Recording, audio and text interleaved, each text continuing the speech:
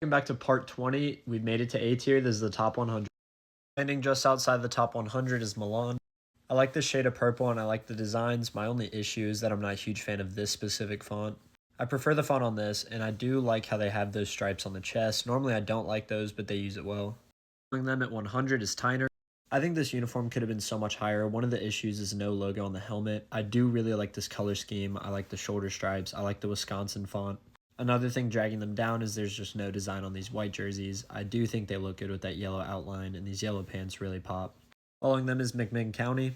I think the straight up black and yellow, no white on the uniform looks really good, especially on the helmet. Similarly, I like how it's all black and white, and then you have that yellow stripe on the shoulder. I think that just looks really, really good. Next up is Gallatin. I think these are just a tremendously better version of the Packers uniforms. I feel like this is what the Packers could look like if they had a newer jersey template instead of using the mesh. I like how they still have the traditional collar and the traditional stripes while also keeping it more modern.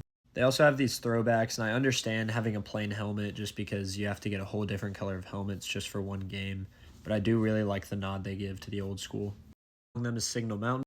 I really like the monogram on the helmet and also the helmet stripes. I think that looks really good. I like how they have the more modern wordmark on the chest, and they have the numbers with the drop shadows, which is a little more throwback-ish. I like the addition of the wings on the shoulders. I do think this would look better if the name was black with white outline though. I think going no white on this jersey is a great choice. I really like how the orange matches with the black and it just really stands out on it. And then this orange outline on the numbers is just so vibrant, it looks great. I don't mind these gray alternates, I just kind of wish they had orange. I feel like that would be a really nice alternate to throw in. Following them is Fairley. I think them and Ensworth are pretty even, but I do like how they have the oversized numbers as well as the logo on the chest. I feel like that doesn't normally work, but it works here. And then the orange numbers looks better with the orange helmet. And then the main thing that's better than Ensworth is they have these orange jerseys. They also have some more traditional looking gray ones to throw in too.